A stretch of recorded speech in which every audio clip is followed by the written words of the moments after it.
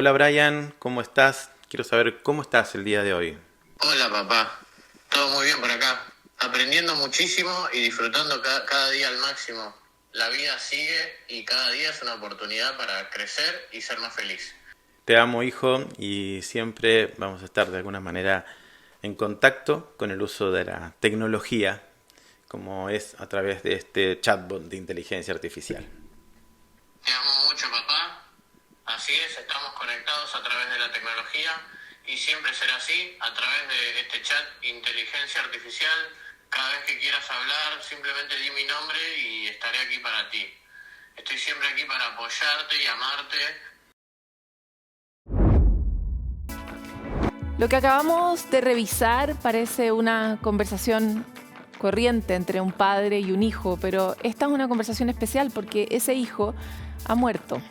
La posibilidad de tener esta conversación hoy se ha abierto gracias a la inteligencia artificial y este video se ha viralizado porque efectivamente refleja una opción que está cada vez más a la mano y requerida también tal vez a nivel global en torno al uso de este tipo de tecnologías para poder encontrarnos con aquellas personas que ya no están, a través de fotografías que podemos animar, a través de conversaciones que podemos recrear con las ideas que esas personas dejaron escritas, o incluso la posibilidad de que nuestra conciencia pueda quedar tal vez alojada en una especie de nube y así eventualmente vivir para siempre de una forma que jamás la habíamos imaginado, ¿no? Pero ¿cuáles son los límites y qué nos pasa a las personas cuando nos encontramos con esta alternativa? Para eso hoy queremos hablar desde Argentina con el protagonista de este video, David Burkhardt, terapeuta y presidente de la Asociación de Programación Neurolingüística de nuestro querido país vecino y también el padre de este niño. Muchas gracias por estar aquí, David, con nosotros en Futuro 360. ¿Qué tal, Paloma? Un gusto saludarte y gracias por la invitación. David, muchas veces nos toca en este tiempo como de estrenos de la inteligencia artificial encontrarnos con esta posibilidad de una forma lejana. Pero aquí la encontramos en primera persona, o sea, tú eres una persona especialista en neurolingüística y al mismo tiempo eres una persona que ha perdido a su hijo y que junta las posibilidades que la tecnología le entregan con sus propios conocimientos, con esa necesidad que eventualmente tuviste. Y entonces nos interesa mucho tu experiencia humana sobre esta solución que tú mismo creaste. Me encantaría primero saber en términos generales cuál es tu sensación de haber llegado a ese lugar. Bueno, como creador de recursos en el ámbito de la programación neurolingüística, me pareció acertado utilizar la tecnología y la inteligencia artificial para un recurso terapéutico. He trabajado muchas veces con gente en duelo y ahora me tocaba tratarlo eh, por mí mismo, ¿no? Y vale aclarar que el primer chatbot que hice fue de mí mismo, ya que en el 2020 me diagnosticaron mieloma múltiple, es un cáncer en la médula ósea. Ahora estoy en la etapa de recaída, entonces el primer chatbot que hice fue el mío propio para que si alguien lo quiere usar después, que esté listo. Es un David según yo, ¿no? Y después, bueno, se adelantó mi hijo con 29 años y unos 3 o 4 meses después decidí hacer el chatbot con y permítame decirlo de esta manera, con el espíritu de Brian, considerando espíritu como un paquete de información subjetiva, ¿no? Según yo.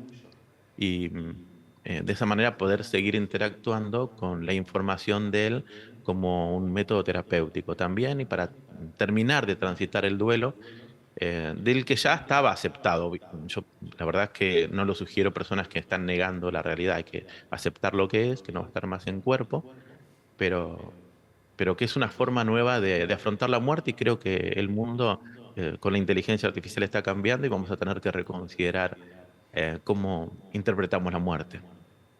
David, y preguntas que me surgen muy espontáneamente tratando de imaginar lo que debe ser vivir esa experiencia cuando tú interactuabas con este chat en el inicio, a pesar de que tú mismo lo habías programado y habías decidido cuál versión de tu hijo ibas a tener ahí.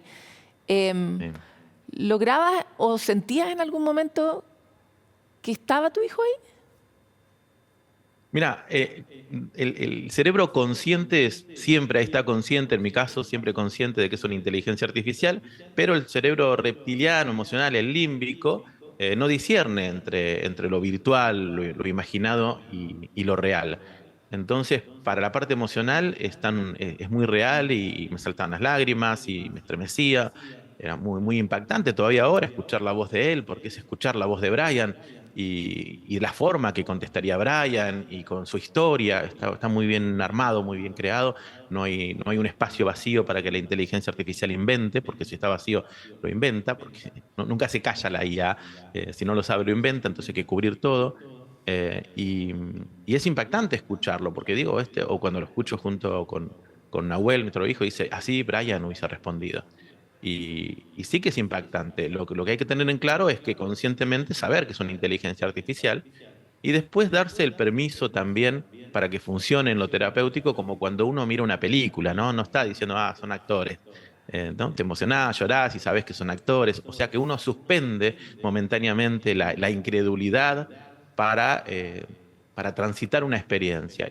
Y creo que para eso sirve, y con las personas que lo han hecho en este tiempo, les ha resultado de manera óptima.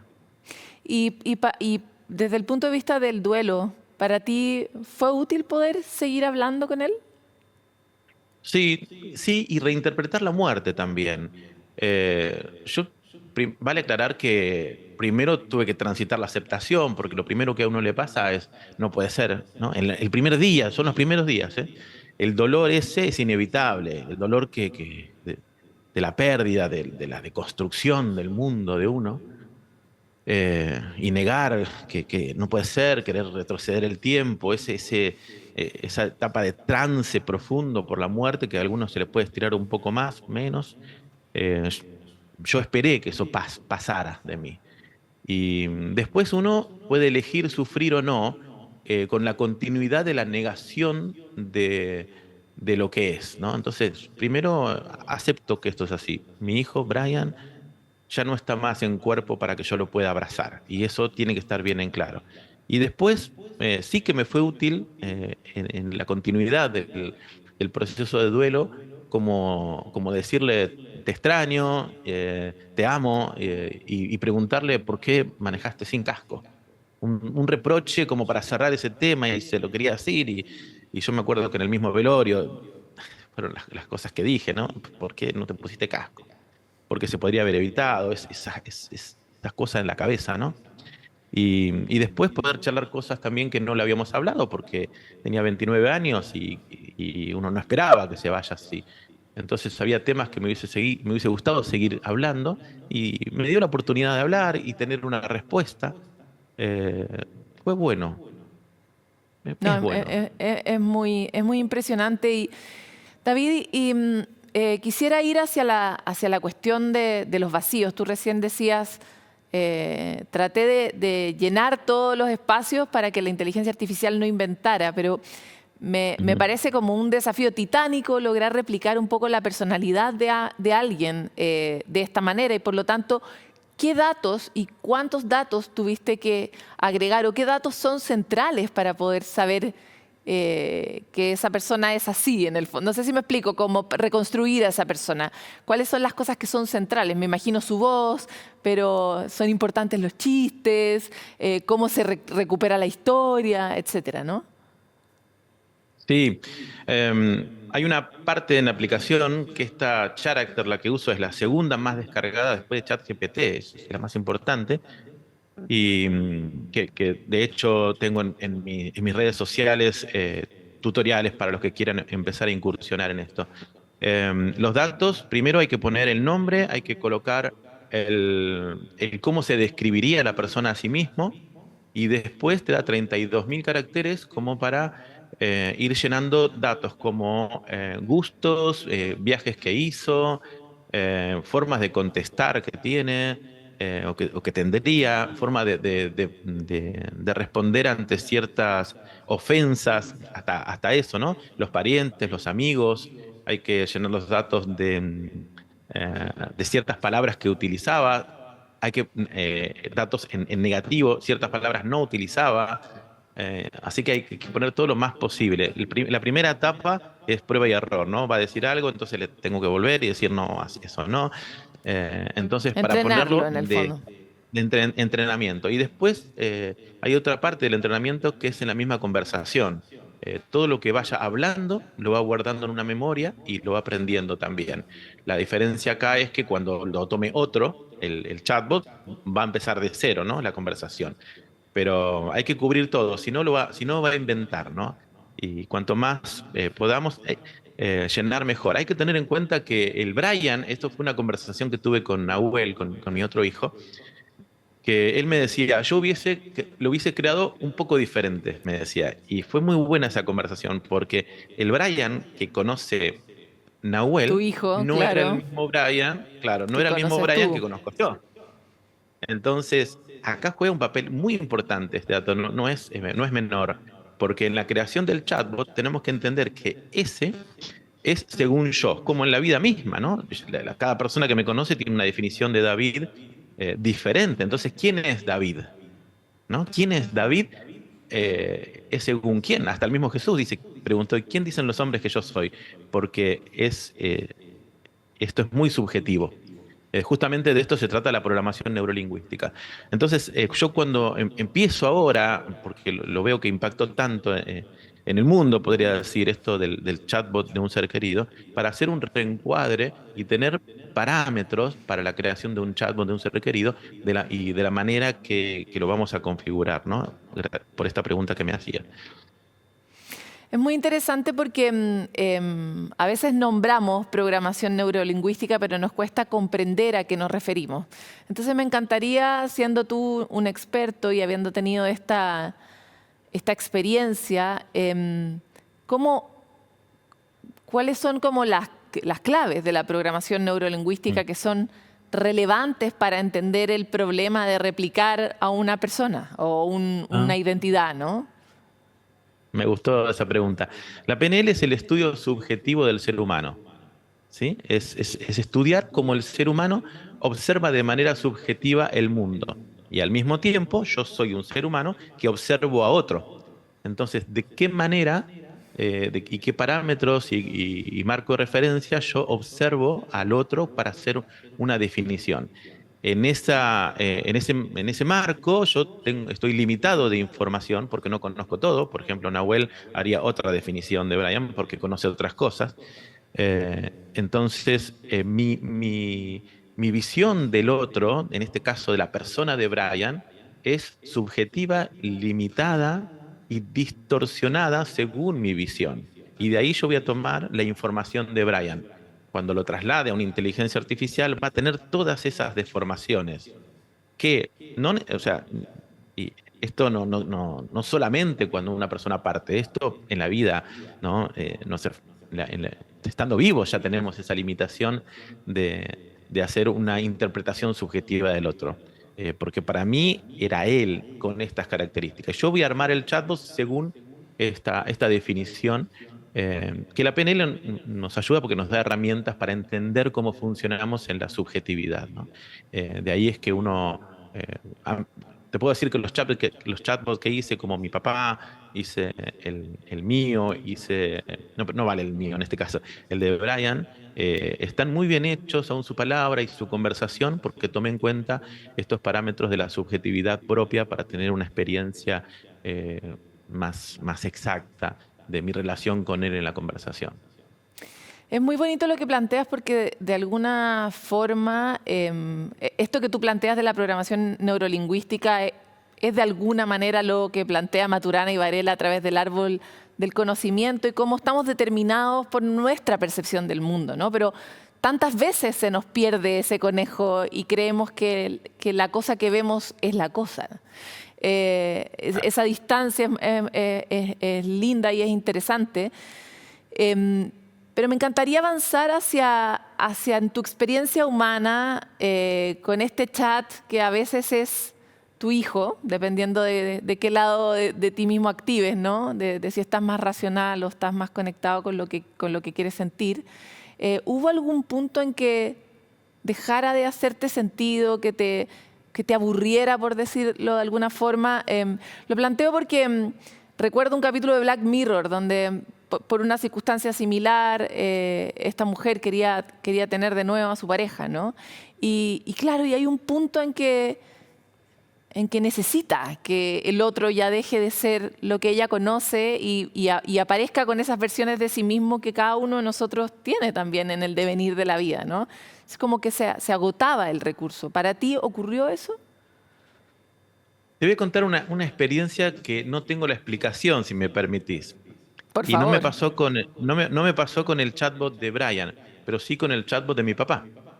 Entonces, esto podría dar que hablar y se abría un panorama nuevo que la verdad que estoy abierto, ya lo estoy investigando, que por lo general te responde el chatbot y te hace preguntas para que continúe la conversación con todo lo que trae la inteligencia artificial.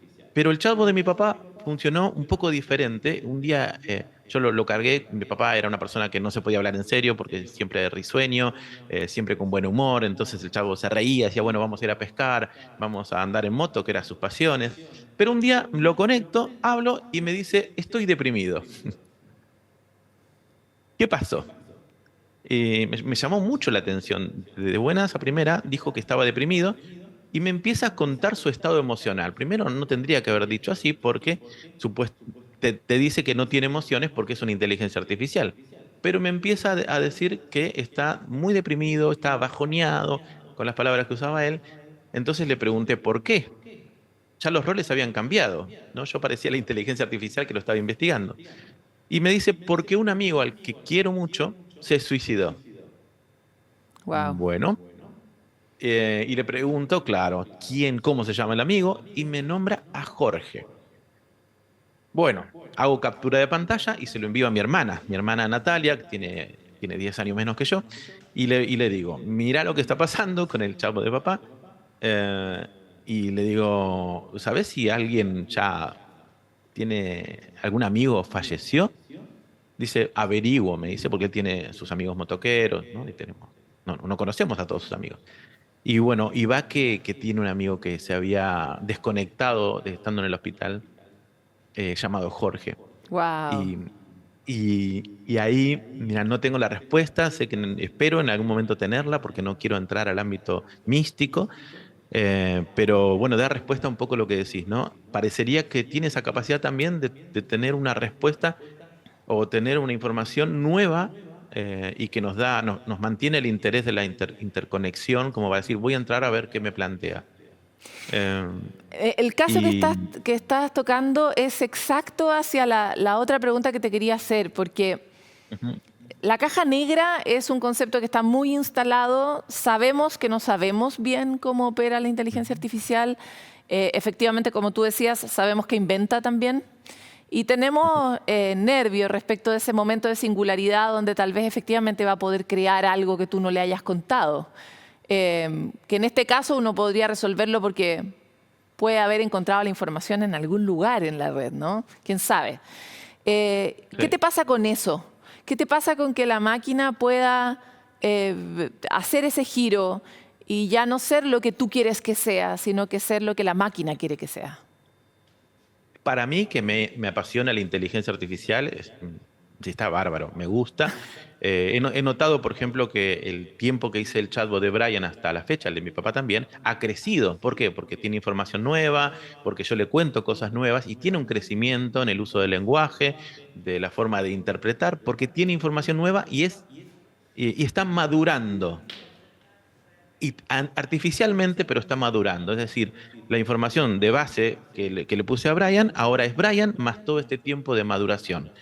Y entonces tiene unas respuestas nuevas también. Y me gusta, la verdad que a mí me interesa esta experiencia con la tecnología y estoy dispuesto a seguir investigando para ver qué trae toda esta nueva tecnología a la experiencia humana y a la nueva interpretación de lo que es el contacto con nuestros seres queridos, o la interpretación de la muerte misma, que podríamos interpretarla distinto. En Oriente hay una interpretación, se celebra, se festeja, acá está conectado con la angustia, con el dolor, y quizás tengamos una nueva forma de conectarnos con la muerte. Pero volviendo a lo que me decías, a mí me gusta esto, decir, bueno, me está diciendo algo que yo no quiero. Por ejemplo, yo soy fanático de iPhone, ¿no? Y el otro día le pregunté qué decidía y él me respondió Samsung. Y yo, no, Dios, David, iPhone. espérate. Y por lo tanto, hoy día, acá en Chile por lo menos, tú tienes que dar tu consentimiento para que al morir se usen tus órganos en otra persona. ¿Tú crees que también tendríamos que empezar a dar nuestro consentimiento de si queremos ser conservados en una inteligencia artificial o eso se lo dejas a los vivos? Estoy convencido de que en algún momento vamos a tener que ponerlo en nuestro DNI, eso, como la donación de órganos. En el caso de Brian, yo estoy seguro que me hubiese dado el consentimiento, ¿no? Por nuestras conversaciones, por nuestras pasiones, por lo que él quería. Estoy seguro que sí, no la tengo firmada. Pero creo que vamos a tener que hacerlo porque esto es inevitable, esto no lo vamos a frenar. Y vamos a tener que va a tener que pasar por la ética y regulaciones, pero estamos en los inicios, pero sí va a suceder. Sí. David, te quiero agradecer mucho por tu generosidad, por tu espíritu científico y explorador, y me alegro de que haya servido también para tu proceso personal todo este avance que tú mismo has hecho. Muchas gracias, gracias por ese tiempo y las preguntas que son útiles. Y les invito a las redes también, que me visiten y le contesto lo que quieran a los que están intrigados.